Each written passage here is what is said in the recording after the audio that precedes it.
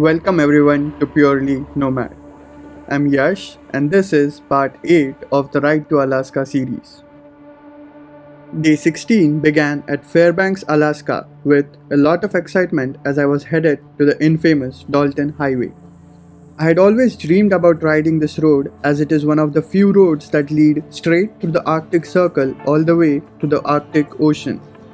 I had read and heard a lot of stories about this road amongst the rider community, both good and bad, so I was very eager to find it out for myself. I had taken 2 days of rest in Fairbanks to freshen up and wait out the rains on the Dalton Highway, which, after talking to other riders on the road, turned out to be an excellent decision. Dalton Highway starts 80 miles north of Fairbanks, so let's get there and see what it is all about. For those who are new to the channel, this video is part of a series that covers my journey from New York to Key West to Deadhorse, Alaska. Do check it out as well. I will add a link to it in the top right corner. If you like this video, do share it with your friends and family and give it a thumbs up.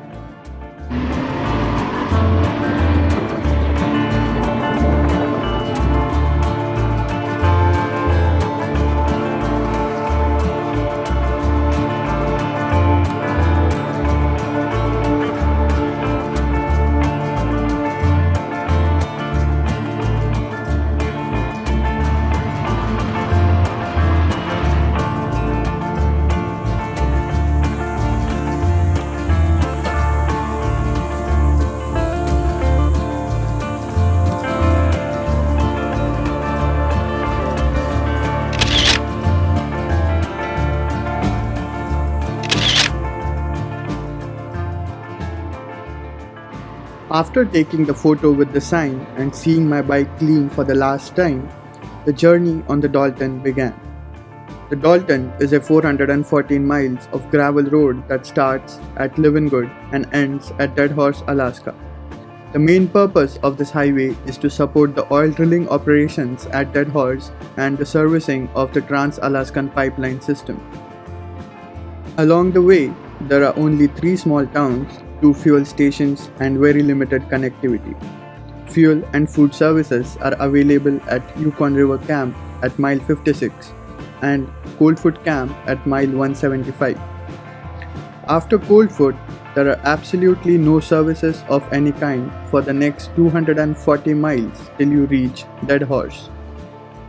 Apart from that, since the road is built on permafrost, it needs to be serviced regularly, which is only possible during the summers. So, if you are here during the summers, you will most likely be stopping a few times at construction zones for the pilot vehicle to take you through safely. Since the road is built for huge industrial trucks, it's not the smoothest road. There are potholes and bumps all along, so one needs to be very cautious when driving here. Breakdowns of any kind are very common. So make sure when you visit, your vehicle is in the best possible mechanical condition. If the road wasn't enough, weather in this region is also a huge challenge. It can change in just a matter of minutes, so be prepared for extreme cold as well as rainstorms. Just hope that it does not rain, because when it rains, the road becomes extremely slimy with a very cement-like consistency, something I've never found anywhere else, and it makes it nearly impossible for your tires to tread properly. Reaching the Yukon River Bridge, I was very glad as I would be able to get something to eat and fuel up on the other end. The bridge runs over the Yukon River with amazing views of the river and its surroundings. It is completely constructed with wood and has a significant downward grade to it when heading north, so be extra cautious when driving north as the wood can get very slippery.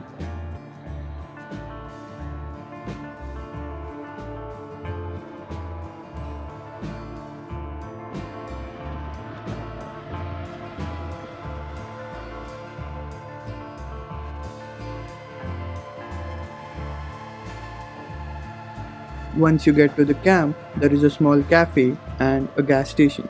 The cafe does serve hot food. I headed straight to the gas station to fuel up. Be prepared to pay enormous amounts of money for the gas as this is extremely remote and it's the only gas station around.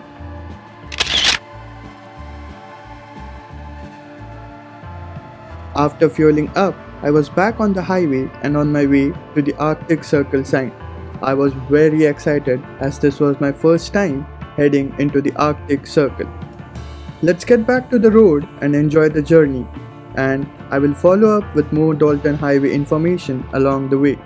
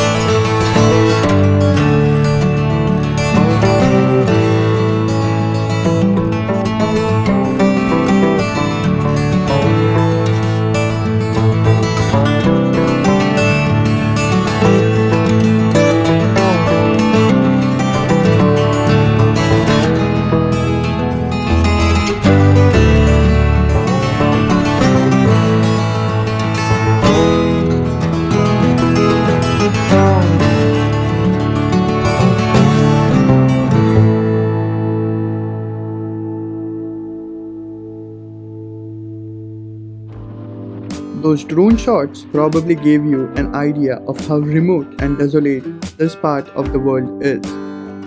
Mostly untouched and pure in its own ways. If you're riding solo, you probably won't see another living soul for miles at a stretch, and the only companion along the way would be the marvelous pipeline.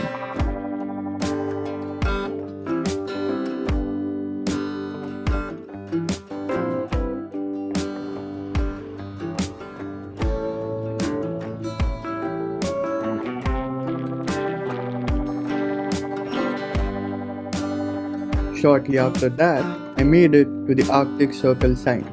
I was overwhelmed thinking about the journey I had made to get here, and it only made me happier. Also, luckily I met a lady here who offered to click a picture of me next to the sign to mark the achievement.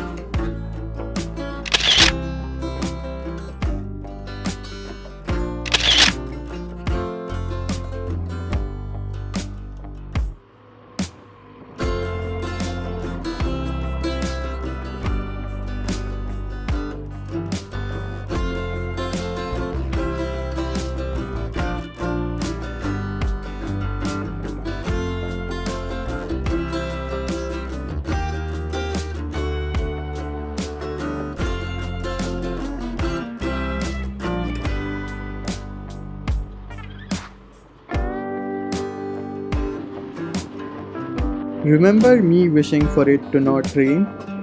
Well, that never works out in my favor. I did get caught up in some rain. Luckily, it wasn't very bad, except for a very muddy hill where I was completely on my toes and bike in second gear, just rolling over all of the slush under it. By evening, I made it to Coldfoot camp and got a room at the facility. This is the last place or first if you are heading south with services, so it's an obvious stop for travelers going both directions. The cafe here is a good place to meet other riders and get updates on road conditions both ways. This is very helpful as there is no connectivity to get the latest updates from the internet. Also, you get to hear a lot of stories and meet people visiting from around the world. Also, I was in the land of midnight sun. During summer, the sun never sets in this region. There is daylight for 24 hours every day. It is an experience in itself, but I was too tired to wait, so I just pulled my curtains and called it a night.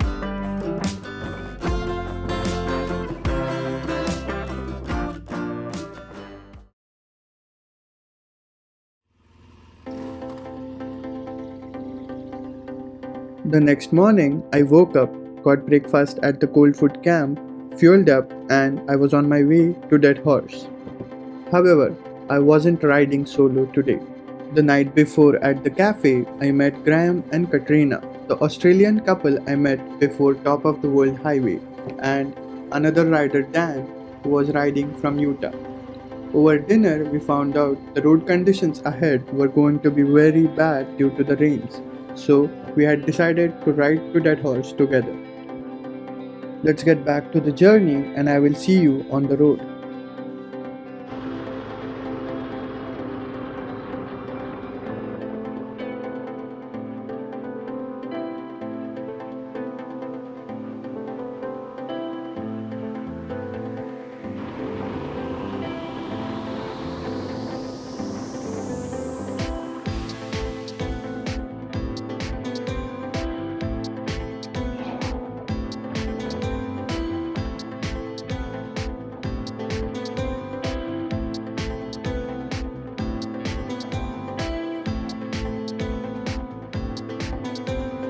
There is some pavement when leaving Coldfoot, but it soon turns into gravel.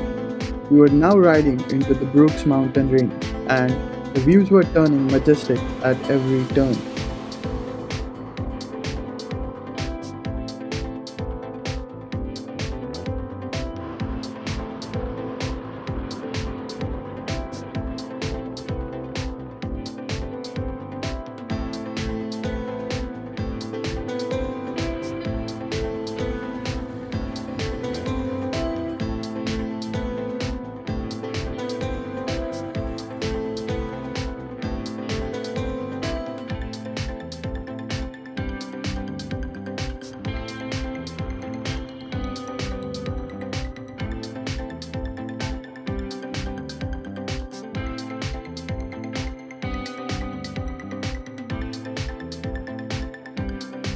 Soon, we reached the muddy hill everyone was talking about at the cafe, and boy was it bad.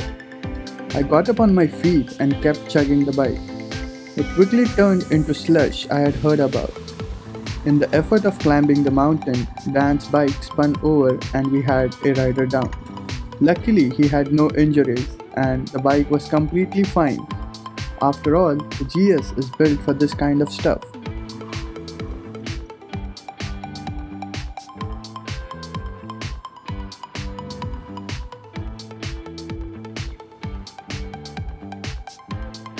I had never seen mud like this before. It was gooey and slushy, very much like wet cement.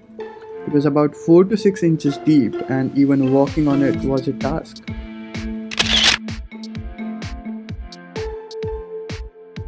After lifting Dan's bike, we were back on the mission and took our sweet time to cross this section. After this, the roads improved and remained pretty much dry till Deadhorse.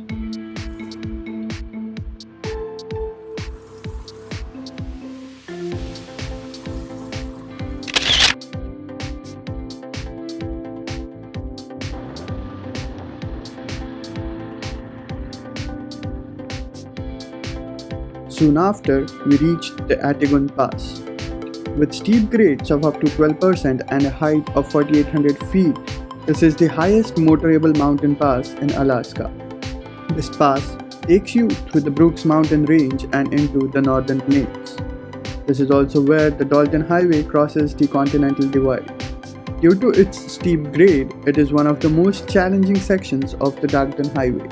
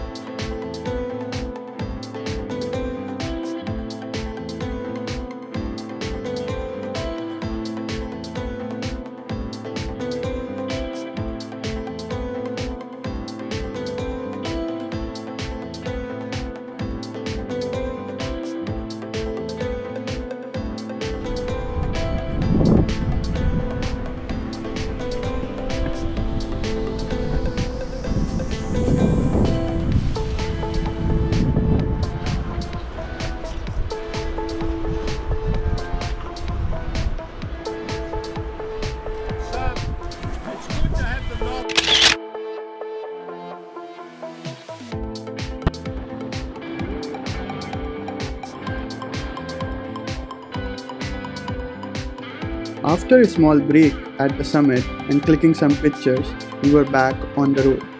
Climbing down the pass is also equally challenging given the terrain. When driving on this road, it is very important to always remember that this road is built for the truckers, and so it is a law to give them the right of the way always. Whenever passing a truck going in any direction, it is advised to slow down and stop if necessary. You don't want to be in their way at all. Also, try going as far right as you can on the road to save yourself from any rocks that might get flung from the truck's tires.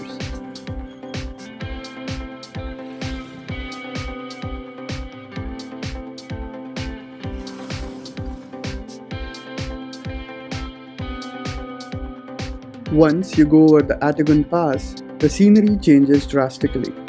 You are surrounded by majestic looking mountains towering in the sky, boundless Arctic tundra, and no vegetation at all. This is called the northern slope of Alaska, and it spans all the way to the Arctic Ocean. Let's take a look from up above.